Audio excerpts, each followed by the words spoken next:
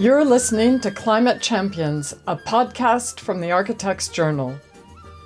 I'm Hattie Hartman, Sustainability Editor at the Architects Journal. And I'm Hattie's co-host, Joe Jack Williams, Head of Regenerative Strategy at Bywater. This episode is supported by Built by Nature, an Amsterdam-based nonprofit with a mission to lead a global transformation of the built environment by accelerating a responsible use of timber and bio-based materials. Built by Nature recently launched 5 principles for responsible timber construction, which we discussed in detail in episode 59. These principles offer a really useful framework for thinking about how to use timber in the built environment without unintended consequences. Find out more at builtbn.org and check out the Built by Nature Knowledge Hub, packed full of resources for designing and building with timber. The beginning, when I started to study mass timber, there was, especially here in Brazil, this obsession to repeat some European models. Everything had to be Murray Grove. It's not like that. Now that we are a little more mature in terms of Brazilian mass timber, we understood that we have to build as many mass timber buildings that we possibly can, schools, airports. I mean, we don't have to repeat European mass timber. We are now pursuing Brazilian mass timber as we have done with Brazilian modernism. Our guest today is Ana Belizário, a São Paulo-based architect with a PhD in mass timber construction from the University of São Paulo, which she completed earlier this year after several years working as an architect and urban designer. In 2016, Ana joined Urbing, a mass timber manufacturer and supplier whose factory is located in the southern state of Paraná, on the outskirts of Curitiba. As a director at Urbing and as commercial and technical lead, Ana is on the forefront of Brazil's mass timber movement, which has exploded in the last 5 years. Ana has been a judge for the Built by Nature Prize, both in its inaugural cycle last year, which focused on scaling bio-based materials, and this year, which celebrated exemplar timber buildings. At the time of recording, Ana has just returned from COP30 in Belém, where Built by Nature launched its Principles for Responsible Timber Construction. The principles have been endorsed by 15 governments, including Brazil and the UK. We'll hear more about that shortly. One thing to bear in mind as you listen to this episode is Brazil's exceptionally rich heritage of modern architecture, primarily concrete, dating back to Oscar Niemeyer's early buildings in the 1940s. The design quality of Brazil's mass timber buildings to date is impressive and something we can all learn from. A case in point is the Children's Village School in Tocantins, northern Brazil, which won the RIBA International Prize in 2019. Equally important is understanding the viability of building with timber in the global south, where the majority of construction will take place in coming decades. Ana, we're delighted to have you on the podcast today. Thank you, Hattie. I'm so happy to be here. I'd like to start by asking, what first sparked your interest in building with timber? Before working with timber, I worked for more than 10 years with the construction industry. I worked for developers and general contractors. This was background. And then I was invited to participate in this project with a Brazilian forestry company, Amata. It was the beginning of the project that eventually became an independent company called Urban. And it was a huge surprise to me that mass timber was developed at this point globally.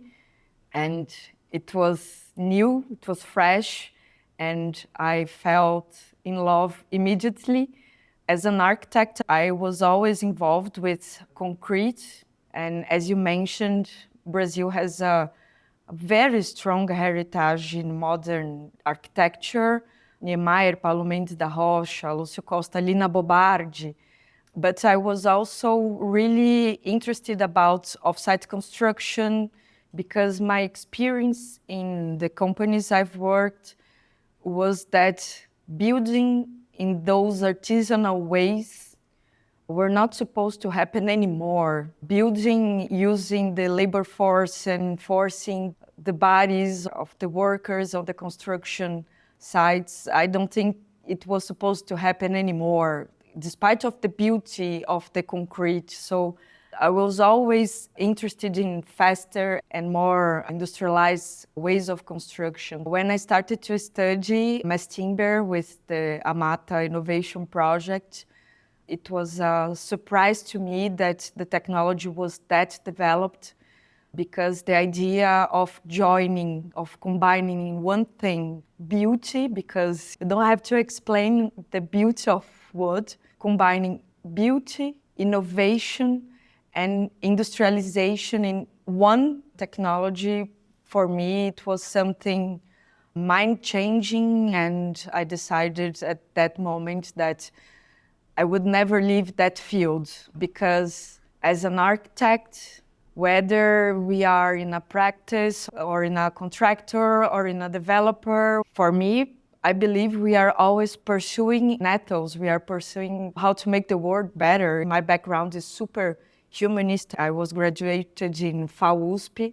It's always about the ethics of what you are doing, what you are building. Mm-hmm. So mass timber for me was the response of this contemporary discussion of architecture, that is how to build the cities of the future. It's pretty obvious that we have to build a lot of cities yet, and how to build them, with which material, and how to build it is the main question that we have to answer. I think that's fascinating, the fact that you've come to mass timber not from a kind of sustainability point of view, but from a really pragmatic and aesthetic point of view.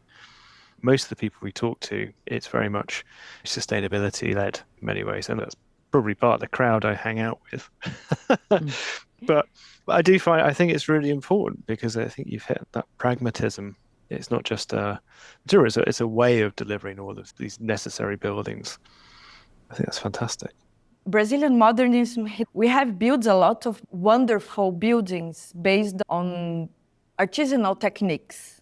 And at this very moment, it's time to change the situation. Here in Brazil, we use the term engineered wood more than mass timber. So we say madeira engenheirada.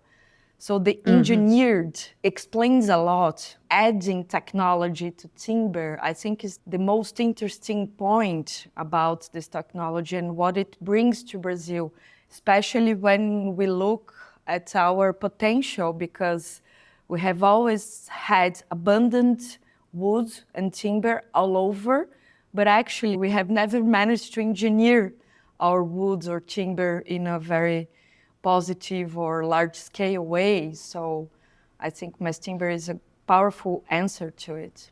You've just come back from COP30. We've been talking about the principle for responsible timber construction from Built by Nature. You were there and you could hear the kind of feedback. How did it go down? We know 15 countries have signed up. When we spoke with Joe Giddings recently from Built by Nature, who talked a bit more about the details of it. Has it been well received? Yeah, I think it was very well received, because the principles, they're pragmatic. So I think the importance of the principles is that it writes 5 main points that you say, oh, I'm strong in point 1, 3, and 5. I'm poor in point number X. I have to have an action plan for that point. And it's easy to situate yourself, your company, your country.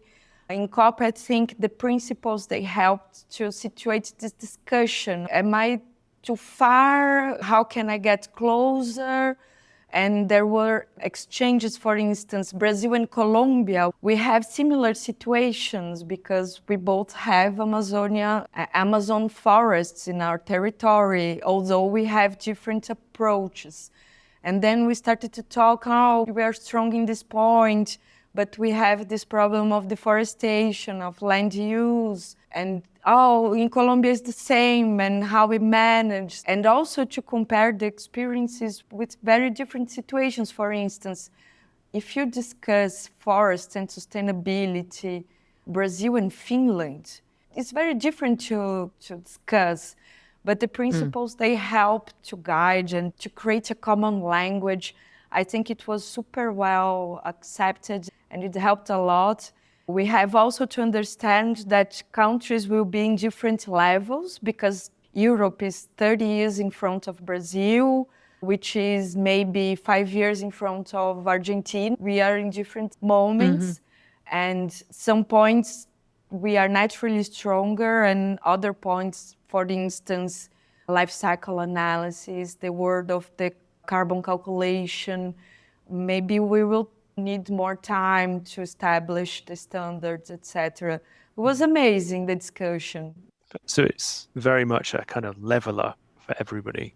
Yeah, everybody's at their own stage, but they're working towards a common goal. That's really interesting. And also you understand that the challenges, they are similar. But even in the countries where it is developed, it's not the dominant technology. So it also lacks public policy. It also competes with precast or casted on-site concrete, which is always cheaper, and the challenges, they are similar. It was my first COP. It was amazing that it happened in Amazonia. And of course, every day there was those huge Amazonia rains. It's nice to show the world that, hi guys, this is a rainforest, this is a tropical forest. It is like this. And it was such a beautiful COP, very interesting discussions. But it made me understand that we have common challenges. And right now in Brazil, and I think for most of the countries, it's really all about public policies and how to start to design master plans on timber adoption, because technically the architects are ready, the general opinion is okay with it, the contractors are okay, there are enough producers. I think we have done this first stage of the development in general, and we are ready to be part of government agenda now. We're going to come back to that in a minute, but you were also on the jury for the Built by Nature Prize, which shortlisted 28 projects from around the world, incredibly different from each other. Amazing projects from bamboo shear walls in El Salvador to high-tech timber warehouse in Italy. And each, as you say, in different countries, you face different opportunities, different constraints. Many of the constraints are similar. Listeners can view the full shortlist at builtbn.org/prize. How did you find comparing this vast array of projects? Because I think the principles were used as criteria for the judging. What are your observations, and were there particular projects that stood out for you? It was amazing to see the diversity of the projects, the scales and the answers. It's really exciting to see mass timber being applied to answer different typologies. I think at the beginning, when I started to study mass timber, there was, especially here in Brazil, this obsession to repeat some European models, you know. Everything had to be Murray Grove. I mean, it's not like that. Now that we are a little more mature in terms of Brazilian mass timber, we understood that we have to build as many mass timber buildings that we possibly can, schools, airports. We don't have to repeat European mass timber. We are now pursuing Brazilian mass timber, as we have done with Brazilian modernism. For me, personally, I always look at UK as benchmark solutions and details. I think it's always fantastic. The black and white is fabulous. I can't wait to see it in person. And I love Australia, New Zealand works. And since the beginning of my journey with mass timber, I look at those projects because Australia and New Zealand, I think they are somehow alike Brazil when you think of territory, the cities and the climate. And some cities, they have termites and humidity challenges. And we change a lot of technical information with Australian universities regarding durability, etc. And I loved one from Indonesia, a project called Bio from Practice Cave Urban. I think it was a gem. It was so beautiful, combining traditional way of construction with glulam and bamboo and earth. Wonderful, very beautiful. Yes, that Bale Bio project is in Bali, and it really is a standout project. It's just a simple pavilion, but very thoroughly thought through and beautiful too. I remember that project because I was involved in the shortlisting process for the Built by Nature Prize. It's a Bauhaus Earth demonstration project.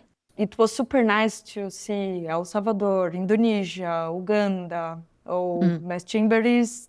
Actually, timber was always around, so it's not a surprise to see the diversity happening. So from my experience, so when I've worked internationally, bio-based construction using timber and some of these materials can have a bit of a stigma. People think it's old-fashioned, or it's not very durable, or in some cases, oh, it's a poor material, or something like this. So people really prefer concrete and steel. They see it as like a modern way forward. Is that something you've seen as well? Is that something you've seen in Brazil? And how do you deal with that? Yeah, this is true. For instance, in Belém, in Amazonia, the ribeirinhos, and the people that live by the river, they built in wood, and so the poor houses are built in wood. And when these people manage to go to the city, improve their lives, they want to build in concrete. So yes, this is true. 5 years ago, when I started inside the Mata, and then later the project became urban, it was one of the most intriguing and important questions that I should answer.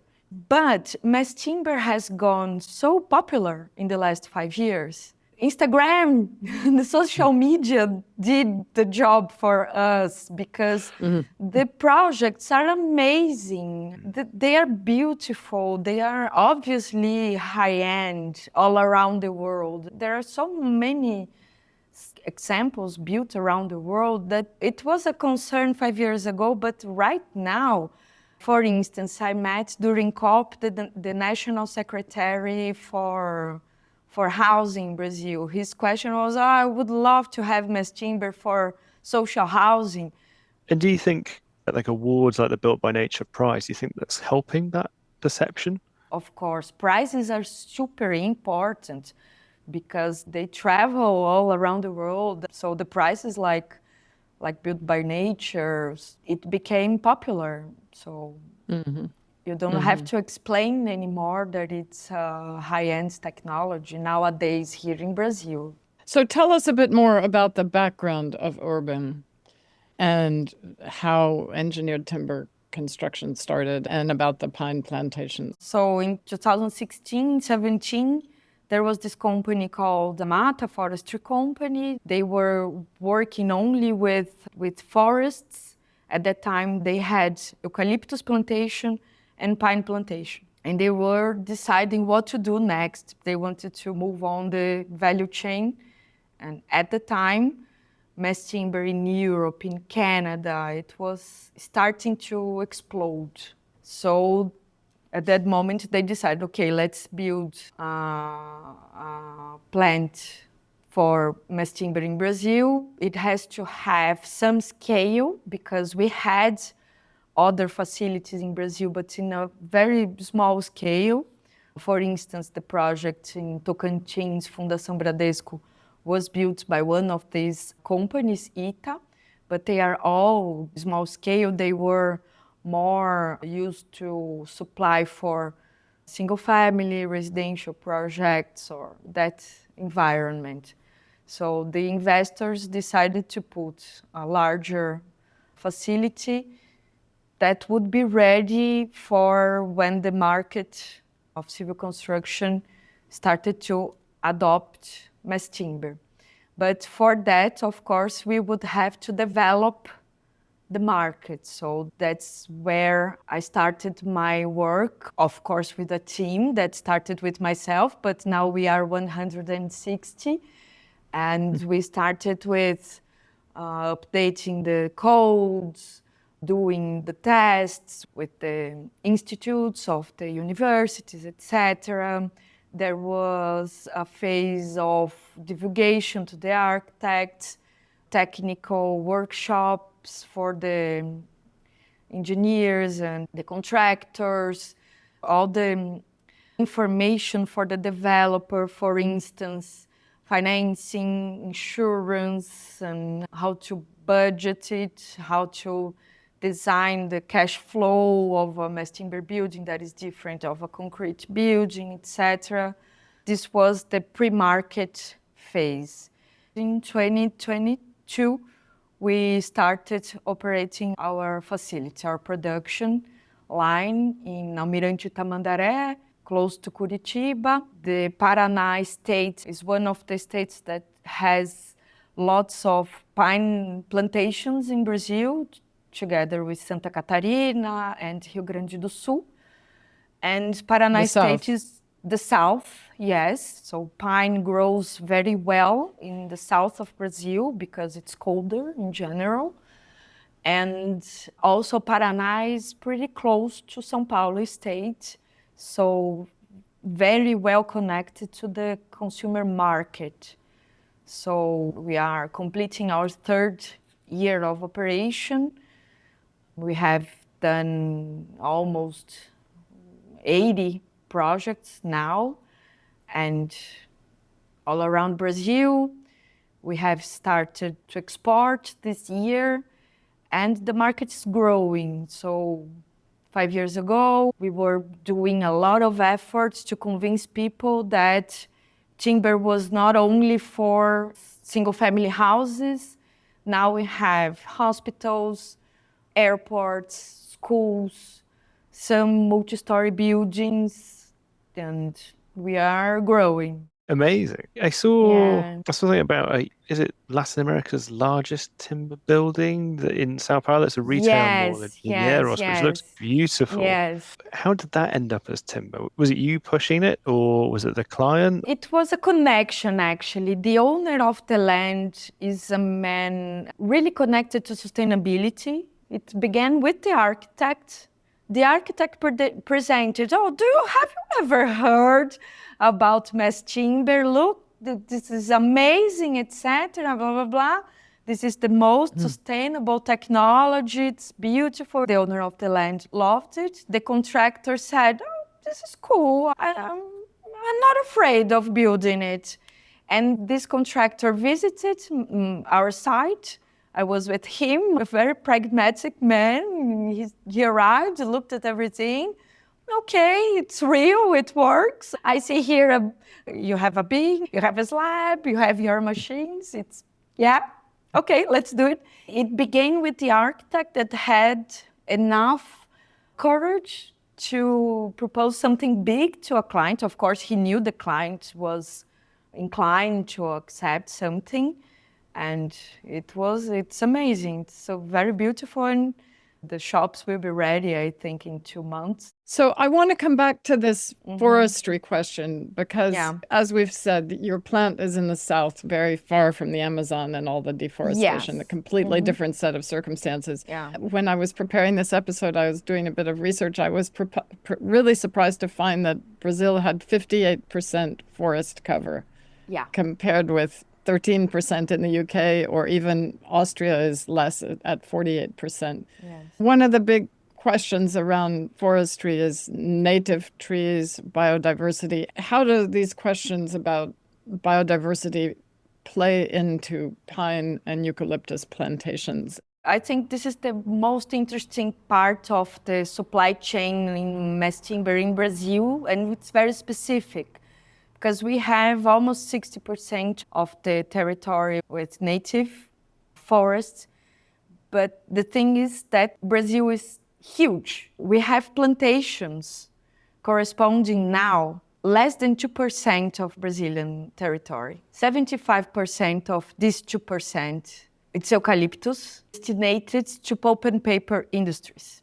Okay, so we have for 75% eucalyptus for pulp and paper, 25% pine for sawn timber, for structural and other uses like fences, molding, other uses of sawn timber. With this small portion of Brazilian territory, Brazil is the largest producer and exporter of pulp and paper in the world.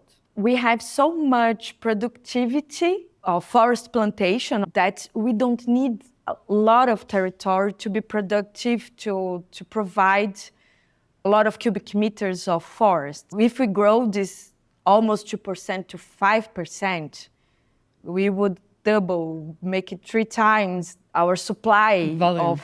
Our volume supply. One other aspect is that when you have a strong market of planted forests and you use this market for structural elements certified with industrial scale, and you provide them for the construction industry, it means that you take off the pressure of illegal timber that is provided from deforestation of the Amazon. Amazon deforestation is not only for logs, mainly is to change the land use. Ranching, agriculture. For ranching, for agriculture. But if you have legal markets in the south that is used to and very regulated to consume only certified legal timber, and you have the companies that provide it, the illegal wood can't find a market to sell. It is already happening. The big contractors in Brazil, they don't buy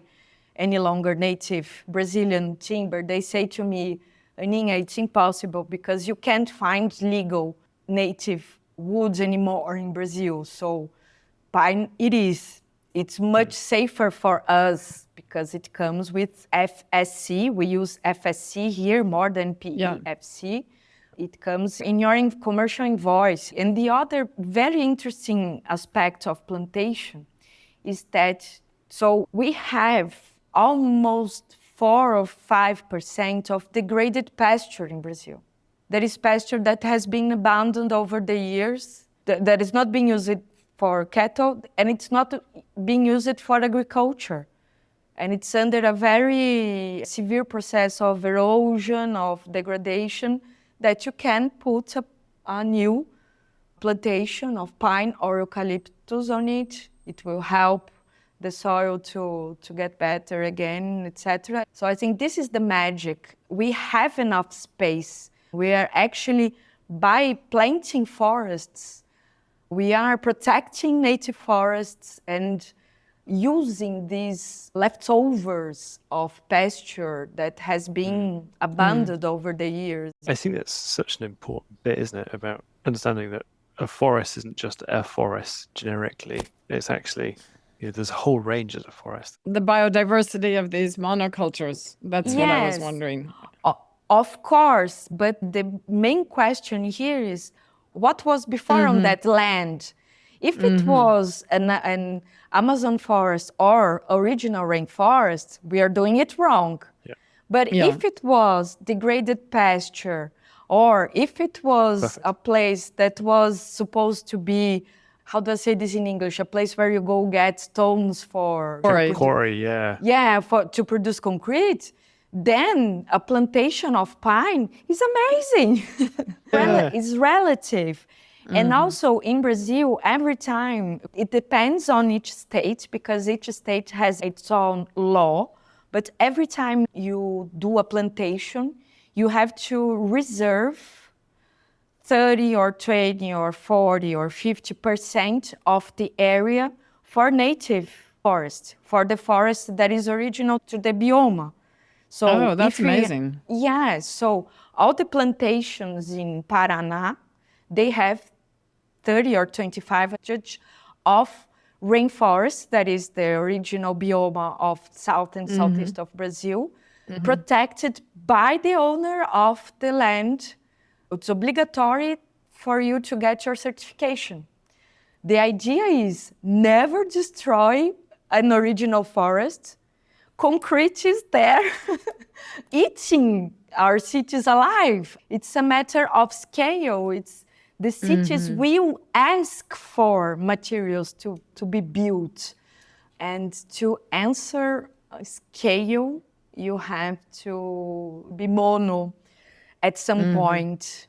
And I think this was the achievement of Belém COP, because they managed to include these discussions in the green zone, in all the other spaces and pavilions, the indigenous movements, the culture movements, this idea that to keep the discussion of, okay, if you don't go and consume native forests for materials, how can we add value for standing forests? If they don't have value, they will fall down eventually.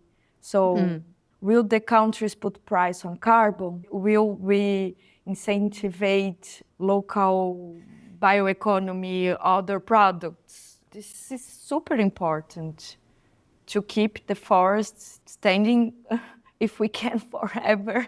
Don't touch Amazonia. How is Urban working with local communities? Is there a route for you to impact that around the plantations that you're planting? We don't have forests, so we buy from plantations. So Urban is a certified custody chain. I see. So, okay. Yeah. Right. So we are FSC. You're one step removed. You're one step removed from the actual Yes. forestry logging. Yeah, but as we are FSC custody of chain, we have to buy from FSC forests and sawmills. Right. We buy FSC forests. Yeah. Great. And is your factory, obviously that's presumably a big local employer where your factory is? Yes. I mean, that's fantastic. Story. Yeah. Paraná State is actually, they are pretty good partners in general, because they are seeing mass timber as the engineered part of engineered wood, to add more value. So Paraná is investing in labs, in innovation, in research. So there's a kind of new green economy. This is probably where we are going to position ourselves. It's not our idea to compete in US, in Europe. We have a huge country and Latin America, a lot to build here. So we are deeply connected to the idea of a technology that can help to develop the country in general sense. Just thinking a bit about that. So in the UK, whenever I talk about timber, somebody always asks me about insurance and warranties and fire and building control. Is that something you're finding in Brazil as well, that you got the similar barriers? Same questions, but more and more the built cases, they speak for themselves. Now, of course, I have to respect all my clients. Yes, I understand your concerns, but don't worry, because I have a lot of other clients that have done this without problem, and we can help you to find the ways to address the fire department and provide them all the technical information, because it has been done and it's easier. And also with the fire department, we have been working with them in a technical group for the last 3 years, and we were like step by step. Meeting number 1, what is mass timber? From the very beginning, with all the patience of the planet. And now in São Paulo State, we have part of the code to approve a mass timber building as naturally as we approve a concrete building up to 28 meters high. So these are things that provide more safety for the contractor, for the client. At this very moment, our biggest challenge in Brazil for mass timber is the cost, is the competitiveness, and it's of course a problem of scale. We are competing against a technology that is here with huge success for 100 years, that is concrete. I know how to do a house with reinforced concrete by myself. It's inside our bones. Yeah. So we have to find our ways to face that. So that's why I think right now public policies and all the efforts to help get scale, get traction are welcome. But I'm very jealous. We're stuck at 18 meters in the UK. One thing that we are different, we know a little bit more because of our conditions, is about treatment, is about durability. Because of our conditions, humidity, termites. So biodiversity also happens for termites in Brazil. We have more than 300 species of Does it soil count as termites. biodiversity in buildings? So you cannot be happy with biodiversity for birds and not be happy with biodiversity for termites. I'm just kidding, but we have been treating wood for a very long time in Brazil, but for rural applications, it's a very traditional and not a very high-end industry, but it's common here. And we have been also working in a way to modernize it, to make it more connected to contemporary mass timber. So in our facility today, we have our own autoclave. We use micro CAC, which is a product that doesn't contain nor arsenic and boron. So it's better for the environment. It's the safest product that you can have today to treat timber. So we pressure treat all our lamellas before we glue the products. So our glulam and CLT are pressure treated. Yeah, so they are prepared both for termites and fungi, which is great because termites are a specific problem, but fungi is a general problem. So it's not related only to climate, it's related to water. Does that mean your glulam slightly stronger because it's that treated than, say, European? Yes, it's a little bit denser, but as our pine is a little less denser than the European pine, in the end, we are in the same strength class. So Interesting. Okay. Yeah, we are in the same C24 class than Europe. We're in a bit of a cherished position in the UK in that we don't have termites, we don't have earthquakes. It is quite damp, so mold is an issue. But so we, in some ways, we have a bit of an easier ride. We still can't build over 18 meters, though. Yeah, the challenges are, we are more connected than we think at the end. I wanted to come back to the COP for a minute and your impressions of the COP. High-level negotiations take years, but my impression is that there really is progress in individual sectors and a growing understanding of the role of the built environment and what the built environment can do by tackling these questions. What were your main takeaways from the COP? Are you hopeful that progress can be made? Yes, super. I think I was less optimistic before I was there than during the COP. What I saw actually made me real confident that, how can I say it and express it correctly? I think sustainability got popular in terms of culture when something became part of pop culture. And I think when it happens, the movement is unstoppable, I think. And I felt it in the streets. All the city, there was Marcha dos Povos, the People's March. 70,000 people marching, and every day during the night and during the programations, I was around seeing what was going on. People from Belém with the kids just going around to learn, to see, to be connected to the movement. So it was super popular. 5 years ago, I think sustainability was something much more connected to left-wing movements, to hippie people. Now, I think sustainability got cool. It's not something just for climate specialists. The population was like, oh no, it's important to talk about. So that's why I came back optimistic. Of course, the negotiations, they will take time but if the general opinion changes, then the municipality changed. The projects I've seen on your website are really, as you say, they point the way. And it's really impressive. Yeah. I was curious to ask you, this is one more personal question. What was your doctoral thesis about? Durability, the effect of weathering in mass timber pine durability. Considering that we treat with impregnation in autoclave, we are protected against termites and fungi, even though we are exposed to weathering. And also, like Brazilian modernism, Brazilian architects, they want to expose woods a lot. We want open spaces, verandas, terraces, the in and out is Indoor, outdoor. yeah, outdoor, indoor. It's more fluid because, of course, of the weather. So exposed timber is demanded from the architects since the very beginning.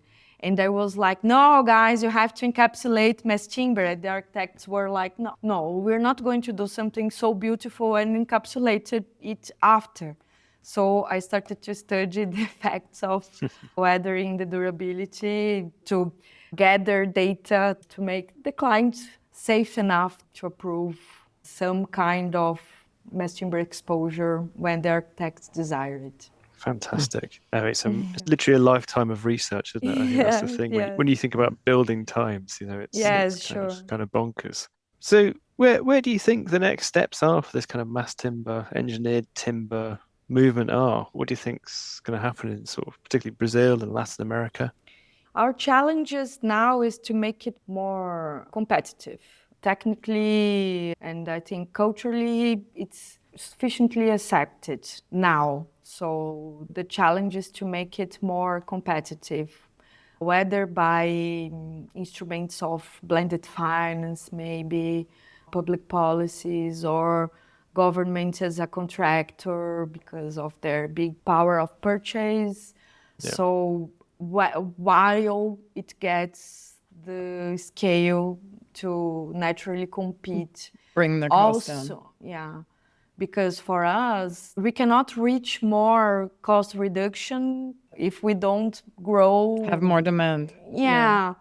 I think another challenge in Brazil is how to accommodate native species, because this will always be a question and a demand. Okay, to explore original native forests maybe is not a way to go, but what if we plant native Brazilian species? So it's a plantation, but with native Brazilian species, they can adapt better. Yeah.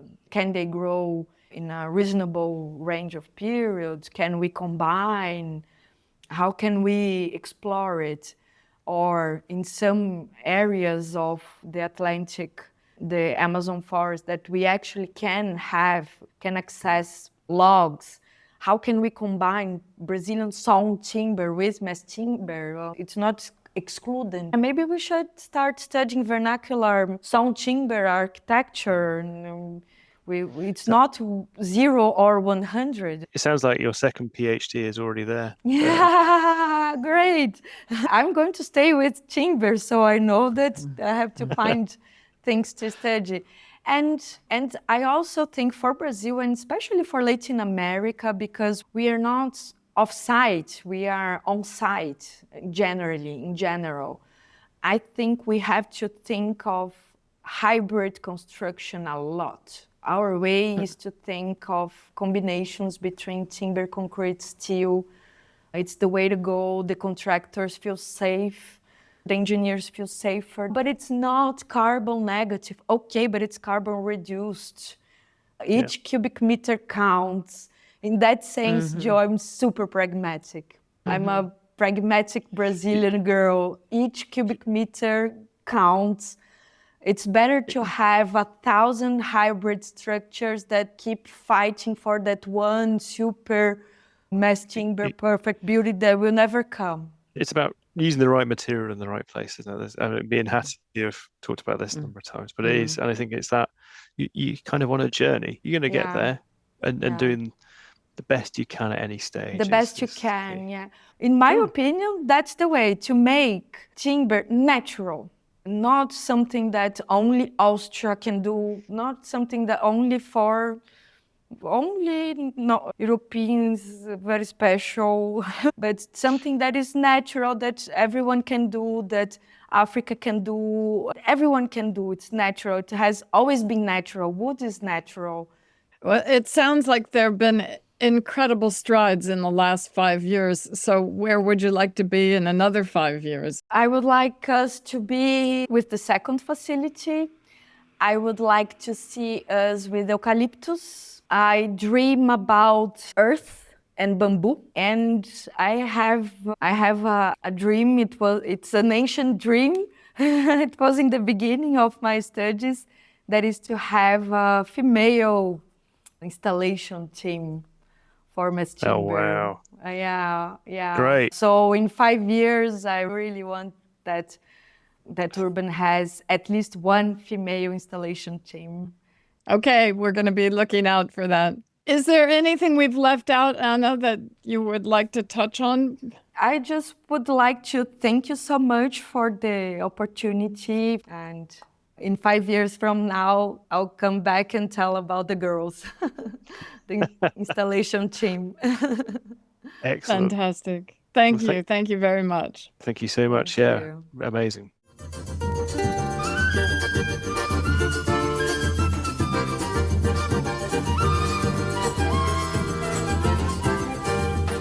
This episode is supported by Built by Nature, an Amsterdam-based nonprofit with a mission to lead a global transformation of the built environment by accelerating a responsible use of timber and bio-based materials. Built by Nature recently launched 5 principles for responsible timber construction. The principles offer a really useful framework for thinking about how to use timber in the built environment without unintended consequences. Find out more at builtbn.org and check out the Built by Nature Knowledge Hub, packed full of resources for designing and building with timber.